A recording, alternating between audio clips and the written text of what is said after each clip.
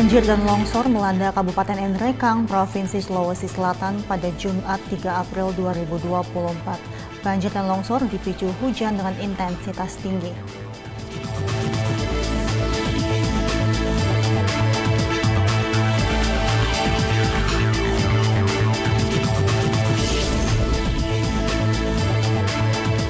Tim Direktorat Kepolisian Daerah Sumatera Utara menangkap pria berinisial SMA alias S terduga kurir narkotika jenis sabu-sabu seberat 1,9 kg di Bandara Internasional Kuala Namu.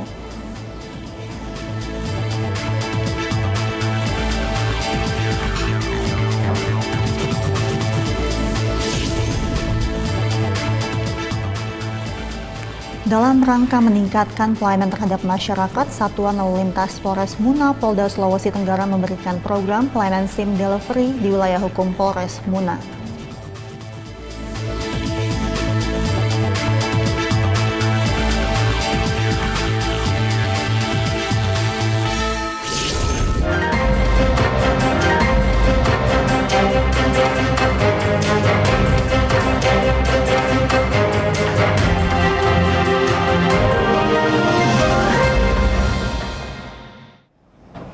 Selamat sore pemirsa, Presisi Utama kembali hadir edisi Senin 6 Mei 2024. Selain 3 berita utama tadi, selama 1 jam ke depan kami juga telah menyiapkan sejumlah informasi terkini lainnya. Bersama saya, Mentar Tanzil, inilah Presisi Utama selengkapnya.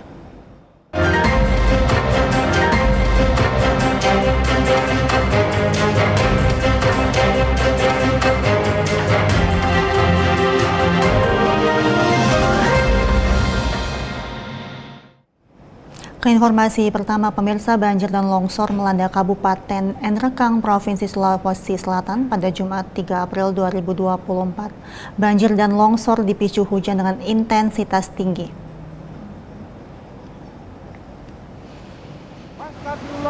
Berdasarkan laporan Pusat Pengendalian Operasi BNPB, wilayah terdampak banjir dan longsor meliputi Kelurahan Lewaja dan Galonta di Kecamatan Enrekang, Desa Lebang Pinang, Taulan, dan Pundi Lemo di Kecamatan Cendana.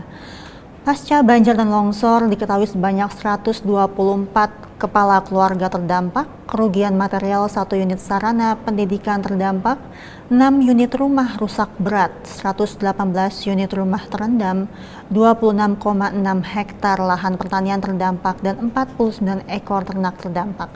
Informasi dari Pusdalops BPBD Kabupaten Enrekang pada minggu kemarin dilaporkan sebagian besar wilayah yang terkena banjir sudah surut. Namun untuk jalan yang sudah bisa dilalui pasca longsor masih ada potensi terjadinya longsor susulan.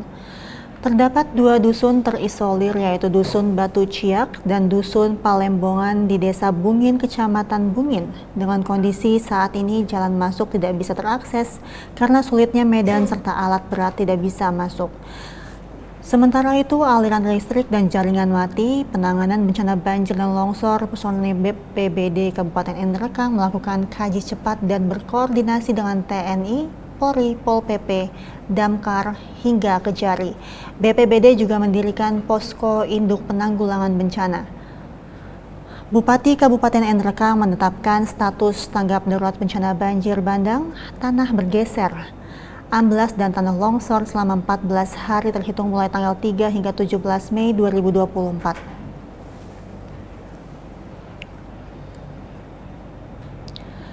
Sementara itu, banjir rendam Desa Namo Budaya, Kecamatan Sultan Daulat yang berada di Kota Subulus Salam, Provinsi Aceh sejak Sabtu dini hari.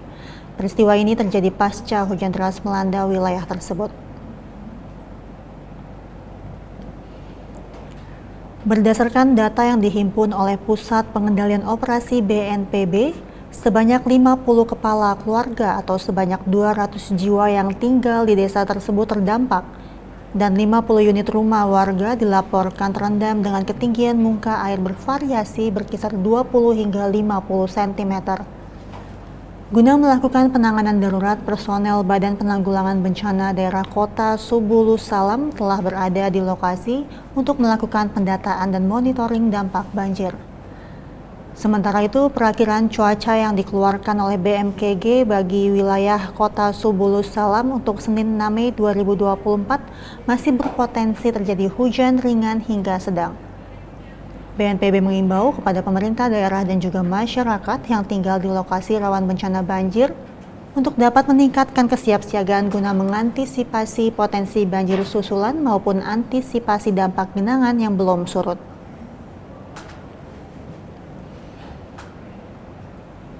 Dan pemirsa, Satuan Brimob Polda Aceh personel Kompi 2 Batalion C Pelopor turun langsung ke lokasi banjir dalam rangka respon cepat tanggap darurat penanganan banjir di wilayah Subulus Salam Aceh.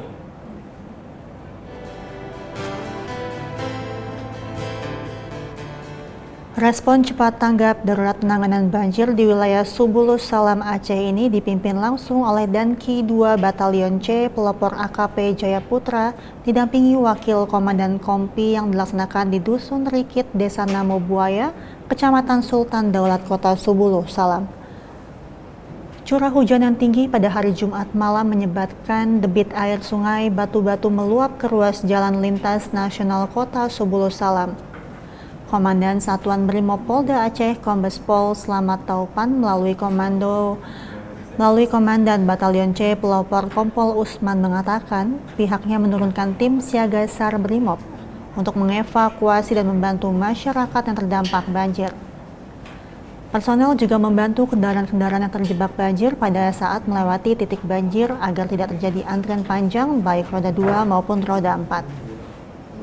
Masyarakat diimbau agar berhati-hati dalam berkendara dan diharapkan mengikuti instruksi personel yang mengatur jalan sehingga tidak terjadi hal yang tidak diinginkan pada saat melewati genangan banjir yang cukup tinggi.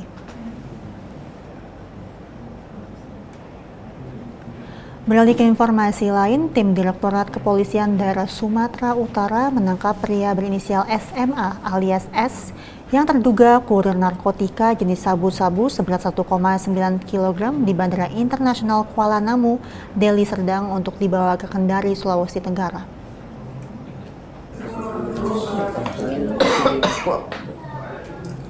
Kepala Bidang Humas Polda Sumut Kombes Pol Hadi Wahyudi mengatakan, petugas menangkap pelaku dengan menemukan barang bukti 10 bungkus plastik bening berisikan sabu dengan berat total 1,9 kg. Penangkapan ini berawal dari informasi masyarakat terkait adanya rencana pengiriman narkoba jenis sabu dari Bandar Udara Internasional Kuala Namu menuju kota Kendari, Sultra. Setelah mendapatkan informasi tersebut, petugas menangkap terduga pelaku pembawa sabu-sabu tersebut pada Sabtu 27 April 2024. Pelaku ditangkap di ruang tunggu pesawat dengan barang bukti yang disembunyikan di balik lipatan pakaian dalam koper tersebut. Saat ini pelaku beserta barang bukti yang diamankan dibawa ke Polda Sumatera Utara untuk proses hukum lebih lanjut. Akibat perbuatannya, pelaku dijerat Pasal 114 Ayat 2, subsider Pasal 112 Ayat 2 Undang-Undang Nomor 35 Tahun 2009 tentang narkotika.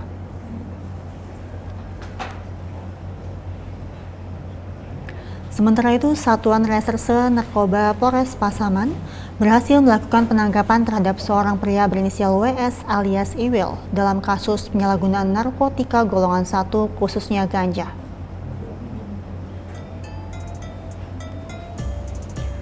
Kapolres Pasaman AKBP Yudo Huntoro menerangkan bahwa penangkapan yang dilakukan oleh tim operasional Satres Narkoba berdasarkan informasi dari masyarakat Koto Tangah terkait adanya penyalahgunaan narkotika. Setelah mendapatkan informasi dari masyarakat, anggota Res Narkoba langsung melakukan penyelidikan dan melakukan penggeledahan terhadap tersangka namun tidak ditemukan barang bukti. Tapi barang bukti ditemukan di petugas di pinggir jalan. Tersangka mengakui bahwa barang bukti selanjutnya tersangka dan barang bukti yang ditemukan dibawa ke Polres Pasaman guna penyelidikan lebih lanjut. Untuk mempertanggungjawabkan perbuatannya, tersangka terancam hukuman maksimal 20 tahun penjara.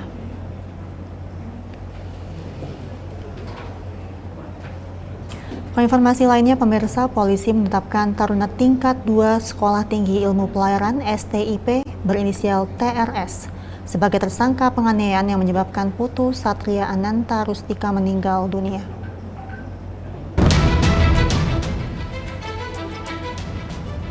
Kapolres Metro Jakarta Utara Kombes Pol Gideon Arif Setiawan mengatakan penetapan tersangka ini setelah petugas melakukan olah tempat kejadian perkara serta pemeriksaan 36 orang saksi baik dari pengasuh, taruna hingga para ahli. Sementara motif pelaku merupakan tradisi penindakan yang dilakukan taruna senior kepada taruna junior yang melakukan kesalahan.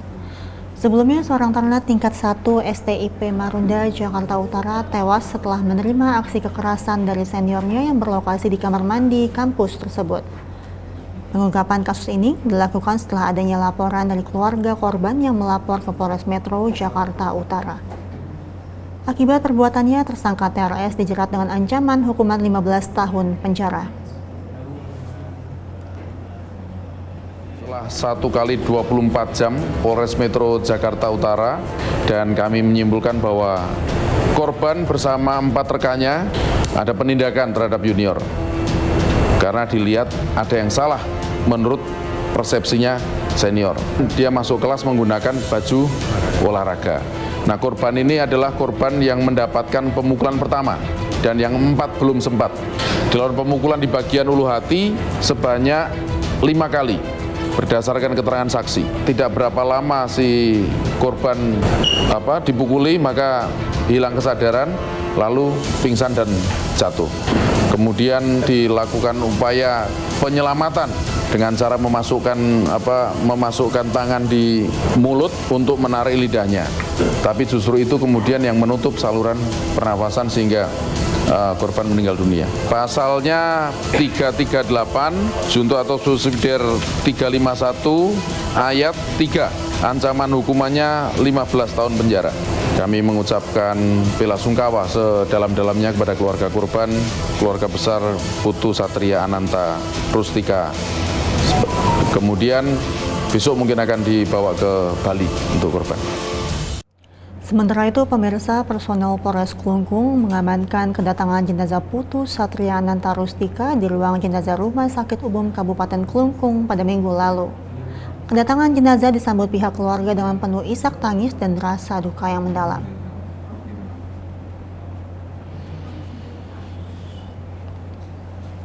Kasih Humas Polres Klungkung Ibtu Agus Widiono mengatakan selain melakukan pengamanan kedatangan jenazah yang meninggal akibat dianiaya oleh seniornya di kampus STP ini, perwakilan Polres Klungkung melalui Kapolsek Dawan AKP I Komang Susiawan melayat ke rumah korban yang untuk memberikan dukungan dan mengucapkan rasa bela sungkawa atas kepergian Putu Satria.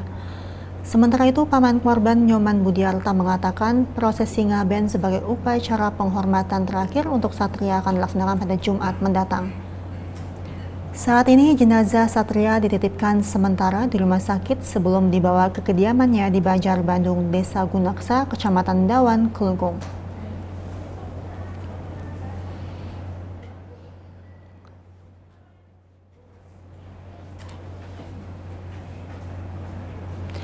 Personel gabungan yang tergabung dalam Peleton Siaga Polres Pamekasan terjun langsung melakukan penindakan balap liar dan mengamankan puluhan sepeda motor yang diduga akan digunakan untuk balapan di jalanan.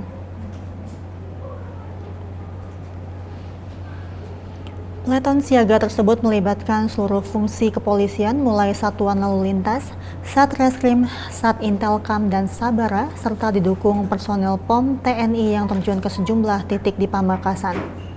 Kapolres Pamekasan AKBP Jazuli Dani Iriawan melalui Kasih Humas Polres Pamekasan AKP Sri Sugiarto mengatakan giat ini dilakukan sebagai tindak lanjut pengaduan masyarakat terkait maraknya balapan liar. Giat ini sebagai tindak lanjut pengaduan masyarakat terkait balap liar yang sangat meresahkan dan mengganggu masyarakat. Dari hasil razia, petugas berhasil mengamankan 42 unit kendaraan roda 2 dari 2 lokasi yakni sepanjang Jalan Joko Tole dan Jalan Kabupaten Pamekasan. Seluruh kendaraan diamankan, diharapkan penindakan ini membuat efek jerah para pelaku balapan liar.